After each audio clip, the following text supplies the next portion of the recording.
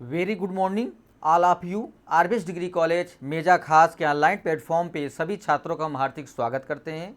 छात्रों, आज जो है बीएससी एजी थर्ड सेमेस्टर के अंतर्गत जो हम सब्जेक्ट लेकर आए हुए हैं छात्रों जो है वह है environmental study and disaster management के अंतर्गत जो टॉपिक लेकर आए हुए हैं छात्रों जो है वह है इन्वायरमेंटल पोल्यूशन और न्यूक्लियर हैजर्ड जो है। मतलब इसका अर्थ यह हुआ छात्रों जो है कि पर्यावरण प्रदूषण के अंतर्गत परमाणु खतरे हमारे किस तरीके हमारे पर्यावरण को प्रदूषित करते हैं और वह मानव जीवन पर किस तरीके अपना प्रभाव डालते हैं और उसका किस तरीके हमें नियंत्रित करना होगा जिससे हमारे जो है वो मानव जीवन पर कोई प्रभाव न डाल सके और मानव स्वस्थ और सुखी जीवन अपना व्यतीत कर सके। तो आप लोग भी अच्छे तरीके से जानते हैं छात्रों जो है कि कुछ एक ऐसा परीक्षण हुआ था परमाणु का जो जापान में जो है नागासाकी में जो है परीक्षण किया गया था। वहाँ पे आज भी जो है क्या कहते हैं जो बच्चे पैदा होते हैं वहाँ पे वो आज भी लूले और लंगड़े पैदा होते हैं और कुछ ऐसी बीमारियों से वो ग्रसित होते हैं जो उनकी जो है बीमारियों को कोई इलाज नहीं होता है। तो कहने का अर्थ ये है कि उस परमाणु परीक्षण के द्वारा वहाँ पे इस तरीके का प्रदूषण हुआ जो कई वर्षों तक जो है वो अपना वहाँ पे प्रभाव जो है डाला हुआ है, जिसके कारण से वहाँ पे आनुवंशिकी जो डीएनए और आरएनए का प्रभाव है वो वहाँ के लोगों के अंदर शामिल हो गया है, जो वहाँ पे आगामी पीढ़ियों के जो है पैदा होने पर वो अपना असर दिखाते हैं छात्रों जो है। ठीक है, तो आइए इस टॉपिक के अंतर्गत अध्ययन किया जाए कि इसको कैसे जो है हमें जो है इस खतरे से निपटना है या जो है इसके नियंत्रण को सही तरीके से नियंत्रित करके जो है हम अपने मानव जीवन को जो है सुरक्षित कर सकें जो है। ठीक है छात्रों, आइए स्क्रीन पर चलते हैं। परमाणु खतरे जो है न्यूक्लियर हैजर्ड्स जो है परमाणु खतरे हवा, मिट्टी, पानी में रेडियो न्यूक्लाइड जैसे रेडियोधर्मी पदार्थों की उपस्थिति से पर्यावरण के गंधहीन अदृश्य प्रदूषण से उत्पन्न जो है खतरे हैं छात्रों जो है जो हमारे स्वास्थ्य के लिए बहुत ही हानिकारक हैं जो है। फिर उसके बाद रेडियो न्यूक्लाइड यूरेनियम में जो है मतलब कहने का अर्थ ये है कि परमाणु खतरे में जो है किस तरीके के तत्व जो है उसमें इंजेक्ट या शामिल किए जाते हैं जो उस परमाणु में खतरा उत्पन्न होता है परीक्षण होने के बाद जो है, और वहाँ पे हमारा इन्वायरमेंट मतलब प्राकृतिक जो वायुमंडल है वो किस तरीके दूषित होता है प्रदूषित होता है और किन तत्वों के द्वारा जो है छात्रों वो हम उसे बतला रहे हैं आपको कि रेडियो न्यूक्लाइड यूरेनियम 235 जो है इसका परमाणु भार होता है। ठीक है, फिर उसके बाद यूरेनियम आपका 283 जो है उसका परमाणु भार है।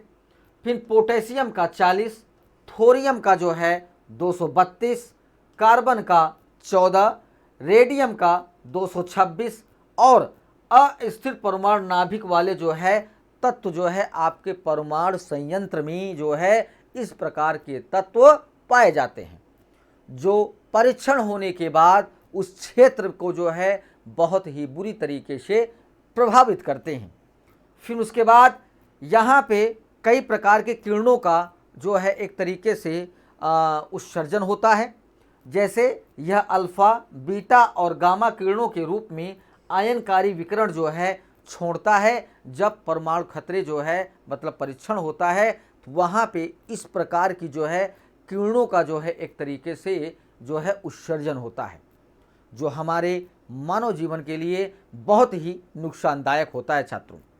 फिर उसके बाद रेडियो न्यूक्लाइड परमाणु के नाभिक में विभिन्न प्रकार के रेडियोधर्मी क्षय द्वारा जारी अतिरिक्त जो है ऊर्जा होती है, जिसके कारण से जो है वहाँ के जितने भी आसपास के जो उस परमाणु ऊर्जा का जितना भी क्षेत्र होगा कवरेज एरिया होगा उतनी एरिया तक जो है वो बहुत ही बुरा प्रभाव डालती है और वहाँ पे पूरे वायुमंडल के हवा, पानी और मिट्टी में वो फैल जाता है। फिर उसके बाद वे उच्च ऊर्जा कण अल्फा और बीटा किरणें होती हैं। ठीक है, मतलब कहने का अर्थ ये है छात्रों जो है कि परमाणु खतरे में जो है आपकी जो उच्च जो है ऊर्जा पाई जाती है, किरणें पाई जाती हैं, वो अल्फा और बीटा किरणें होती हैं। फिर और विद्युत चुम्बकीय विकिरण भी जो है, मतलब जो एक जो है चुमकने का जो है एक किरणें पाई जाती हैं, वो आपका गामा किरणें होती हैं जो उत्सर्जित करती रहती हैं। फिर उसके बाद किसी अस्थिर नाभिक द्वारा किरणों एवं कणों के उत्सर्जन होने को रेडियो धार्मिकता कहा जाता है, जिसके कारण से जो है कई जगह जो है वहाँ पे हानियाँ उत्पन्न होती हैं, अल्फा बीटा की जो किरणें वहाँ पे पहुँचती हैं जो है। फिर इन विकिरणों से पर्यावरण के प्रदूषित होने को परमाणु या रेडियोधर्मी प्रदूषण कहा जाता है। मतलब कहने का अर्थ यह है कि हमारे इन विकिरणों से अगर पर्यावरण में काफ़ी जो है क्या कहते हैं असंतुलन फैलता है छात्रों, या प्रदूषण फैलता है, तो उसे हम रेडियोधर्मी जो है या पोल्यूशन कहा जाता है छात्रों जो है। फिर उसके बाद परमाणु खतरा या प्रदूषण मानव या प्राकृतिक गतिविधियों के कारण पानी, हवा या हवा में पृथ्वी रेडियोधर्मी पदार्थों या उच्च ऊर्जा कणों की जो है एक तरीके से रिहाई या उत्सर्जन होता है, मतलब उसका निकलने का एक प्रक्रिया होता है छात्रों जो है। फिर प्राकृतिक गतिविधियों में जमीन के नीचे से रेडान गैस का उत्सर्जन शामिल है। जब वे मनुष्यों के लिए खतरा बन जाते हैं तो उन्हें हम प्रदूषक माना जाता है। मतलब कहने का अर्थ ये है कि जब आपके अल्फा बीटा गामा किरणें जो है जब आपके पृथ्वी और हवा और पानी में जो है जब शामिल हो जाते हैं छात्रों जो है, तो वहाँ के ज़मीन के नीचे से एक रेडियन जो है गैस निकलती है, जो वहाँ पे अभिक्रिया करके जो है वो उसे बहुत बुरे तरीके से प्रदूषित करती है, जिससे हमारा वायुमंडल का प्रदूषण बढ़ता है और जो है वो संतुलन को असंतुलन को बना के रखता है, जिससे वहाँ पे जो हमारे जीव जंतु हैं, पेड़ पौधे हैं, मानव हैं, तो वहाँ पे बहुत बुरी तरीके से प्रभावित होते हैं छात्रों। तो कहने का अर्थ ये है छात्रों जो है कि अगर हमारा जो है परमाणु खतरे के द्वारा जो है अगर परमाणु परीक्षण हो रहे हैं, तो वहाँ पे अल्फा बीटा गामा किरणों का उत्सर्जन होना बहुत ही जो है एक तरीके से उत्सर्जन होने की प्रक्रिया वहाँ से शुरू होती है। फिर वो धीरे धीरे हमारे वायुमंडल में फैलता है और फिर वो सांस के माध्यम से जो है लोगों के जो है शरीर के अंदर पहुंचता है, जिससे उनके आनुवांशिक डीएनए और आरएनए में जो है परिवर्तन कर देता है। और वह जब जो है किसी दूसरी पीढ़ी मतलब अगली पीढ़ी के लिए जो है अगर वो तैयार होते हैं जो है, तो वहाँ पे उनके बच्चे जो है बहुत ही जो है उन्हें नुकसान पहुँचता है। फिर उसके बाद आता है कि परमाणु खतरों का जो प्रभाव है किस तरीके प्रभाव डालता है, उसे हम बतला रहे हैं छात्रों जो है कि परमाणु खतरों का प्रभाव आमतौर पर प्रसार की दर मतलब फैलने की दर जो है, फिर उसके बाद प्रदूषक जमाव की दर जो है, मतलब प्रदूषक आपका जो है कितना जमाव लिया हुआ है,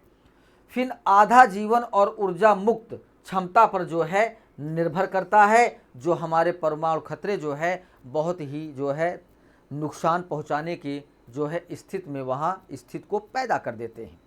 फिर उसके बाद वर्षा, हवा और तापमान जैसी जलवायु परिस्थितियां भी परमाणु खतरों के प्रभाव को जो है निर्धारित करती हैं छात्रों जो है, जो बहुत ही बुरा जो है प्रभाव डालती हैं। परमाणु खतरे बहुत घातक होते हैं और आनुवांशिकी भविष्य की पीढ़ियों पर प्रभाव डालना फिर या दैहिक किसी व्यक्ति को प्रभावित करने वाले हो सकते हैं। कुछ प्रभाव में जीवन काल छोटा होना, कैंसर और आनुवांशिक उस परिवर्तन या प्रभाव पर शामिल होते हैं, जो आपके परमाणु खतरों के द्वारा पोल्यूशन होने के कारण इन परिस्थितियों की स्थिति उत्पन्न होती है छात्रों।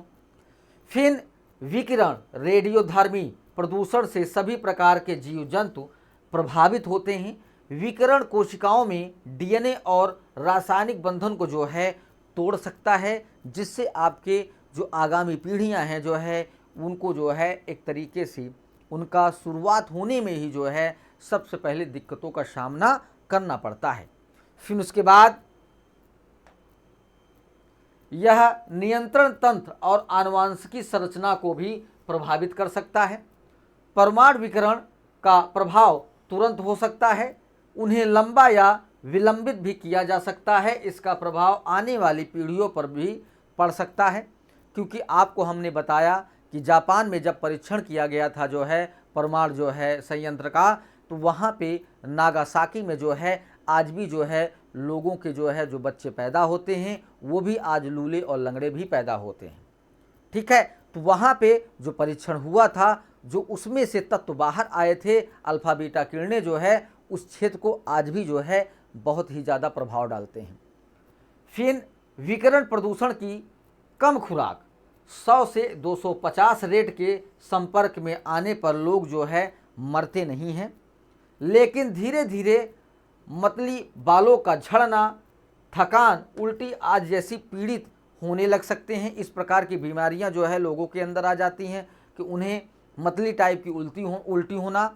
फिर उनका बाल झड़ना, थकान, उल्टी आज जैसे कई जो है बीमारियां वो ग्रसित हो जाते हैं वहाँ के क्षेत्र के जो मनुष्य होते हैं छात्रों। फिर उसके बाद विकिरण प्रदूषण की कम खुराक से रिकवरी जो है संभव होती है। विकिरण प्रदूषण की उच्च खुराक के संपर्क में लगभग 400 से 500 रेडियस अस्थि मंजा को गंभीर रूप से प्रभावित कर सकता है और रक्त कोशिकाओं की संख्या को जो है कम कर सकता है, जिसके कारण से जो है लोगों के अंदर जो है उनके जो फेफड़े की गति है वो धीरे धीरे जो है कम हो जाएगी और उनका जीवन समाप्त हो जाएगा। फिर यह प्राकृतिक प्रतिरोध और रोगाणुओं से लड़ने की क्षमता को भी जो है कम कर सकता है, जैसे कि आपकी ह्यूमिडिटी को जो है वो धीरे धीरे जो है वो जो रेडियो किरणें हैं वो धीरे धीरे आपकी प्रतिरोधक क्षमता को जो है कम कर देंगी और रक्त का थक्का जमने में जो है विफल हो सकता है। पीड़ित व्यक्ति रक्तस्राव और संक्रमण से जल्द ही मर सकता है। और भी अधिक विकिरण खुराकें जैसे 10,000 रेड्स मस्तिष्क, हृदय और अन्य अंगों के ऊतकों को गंभीर रूप से नुकसान पहुंचाकर मनुष्यों और अन्य जीवों को भी मार सकता है। आपका इस तरीके का परमाणु खतरे का प्रदूषण होता है छात्रों जो है, जिसके कारण से मनुष्य के अंदर जो है उनके हृदय का जो एक तरीके से गति है उसको कम कर देगा। मस्तिष्क में कई प्रकार की बीमारियां उत्पन्न हो जाएंगी। अंगों के जो ऊतकों का जो गंभीर रूप से एक तरीके से फैलना होता है वो भी एक तरीके से मनुष्यों को जो है उनके ऊतकों में कमी आ जाएगी। रेडियोधर्मी कचरे का आसपास का काम करने वाला या उससे संभलने वाले लोग धीरे धीरे लेकिन लगातार विकिरण प्राप्त कर सकते हैं और अंततः विभिन्न प्रकार के कैंसर जैसी घातक बीमारियों का विकास कर सकते हैं, जो उस प्रकार के किरणों के प्रभाव में अगर वो आते हैं छात्रों जो है वो प्रभावित होते हैं तो कैंसर जैसी लाइलाज बीमारी से जो है वो ग्रसित हो जाएंगे और धीरे धीरे जो है वो अपनी मृत्यु को प्राप्त हो जाएंगे। तो इस तरीके से हमारी जो किरणें हैं अल्फा बीटा की जो है गामा की किरणें जो है वो बहुत ही बुरा जो है मानव पर प्रभाव डालते हैं, जो कि परमाणु खतरे के प्रदूषण के कारण ये परिस्थितियां उत्पन्न होती हैं छात्रों। ठीक है, फिर उसके बाद रेडियो धर्मिकता खाद्य श्रृंखलाओं के माध्यम से मनुष्यों और जीवों को भी जो है प्रभावित कर सकती है। परमाणु खतरे का सबसे महत्वपूर्ण प्रभाव यह तथ्य है कि यह दीर्घकालिक प्रभाव पैदा करता है जो मनुष्यों के पूरे जीवन को प्रभावित करता है और इस प्रकार की हमारी सभ्यता के भविष्य को भी जो है प्रभावित करता रहता है। आपका परमाणु खतरा जो है जो प्रदूषण है वो बहुत ही बुरे तरीके से आपकी सभ्यताओं को जो है प्रभावित करेगा। आपकी जो है जो मस्तिष्क जो है विवेक की जो सोच है जो है उसको कम करेगा। तो इस तरीके से आपके परमाणु खतरे के कारण जो है ये परिस्थितियां उत्पन्न होंगी छात्रों जो है। फिर उसके बाद परमाणु खतरों को नियंत्रित करने के तरीके हम बतला रहे हैं छात्रों जो है कि रेडियोधर्मी सामग्रियों का उपयोग बहुत ही जो है उपयोगी, प्रभावी, व्यापक और आधुनिक समाज उनके बिना नहीं चल सकता है। तो इस वजह से विकिरण प्रदूषण से होने वाले नुकसान का कोई इलाज नहीं है। अतः रेडियोधर्मी प्रदूषण पर नियंत्रण रोकथाम का आवश्यक है। परमाणु खतरों को नियंत्रित करने के लिए कुछ उपाय जो निम्नवत हैं उसे हम बतला रहे हैं। रेडियोधर्मी सामग्रियों का लापरवाही से हैंडलिंग, परमाणु रिएक्टरों से रिसाव, रेडियोधर्मी ईंधन, रेडियोधर्मी आइसोटोप और विखंडन उत्पादों का परिवहन और उपयोगी पूरी तरह से बंद होना चाहिए, जिससे आपके परमाणु खतरे का नियंत्रण हो सकता है। फिर प्रयोगशालाओं में उत्पन्न परमाणु कचरे का सुरक्षित निपटान किया जाना चाहिए, जिससे आपके परमाणु खतरे का प्रदूषण से अगर आप उस कचरे को अच्छे तरीके से प्रबंधन करते हैं छात्रों जो है, तो उससे जो निकलने वाली जो गैसें हैं उससे जो है आपका वायुमंडल प्रदूषित नहीं होगा, जिसे आप अच्छे तरीके से नियंत्रित कर सकते हैं। फिर आता है परमाणु खतरे प्रभाव और उन्हें प्रभावी ढंग से नियंत्रित करने के तरीके जो है। अधिकारियों को सभी प्रकार के सुरक्षा उपायों को सख्ती से लागू करना चाहिए। परमाणु ऊर्जा संयंत्रों का स्थान भूविज्ञान और अन्य स्थापित स्थितियों के सावधानी पूर्वक अध्ययन के बाद के क्षेत्रों में होना चाहिए। जोखिम वाले क्षेत्रों में नमूने के माध्यम से नियमित निगरानी और मात्रात्मक विश्लेषण करना चाहिए। उचित एवं सुरक्षित अपशिष्ट को निपटान करना चाहिए। पौधों को सभी निवारक उपायों का पालन करना चाहिए ताकि पृष्ठभूमि विकिरण का स्तर स्वीकार या सीमा से अधिक न हो सके। परमाणु खतरों के खिलाफ सुरक्षा उपायों को जो है मजबूत किया जाना चाहिए, जिससे आप उसे प्रभावी तरीके से जो है आप उसे नियंत्रित कर सकते हैं। व्यावसायिक जोखिम के विरुद्ध जो है उचित उपाय भी करना चाहिए, जिससे आप जो है परमाणु खतरे के प्रदूषण से जो है आप अच्छे तरीके से उसके प्रभाव से जो है नियंत्रित हो सकते हैं, अगर आप इस तरीके का जो है प्रबंधन करेंगे छात्रों जो है। ठीक है, यहाँ पे ये टॉपिक आपका समाप्त होता है। अगली टॉपिक के साथ उपस्थित होंगे। सभी छात्रों को धन्यवाद।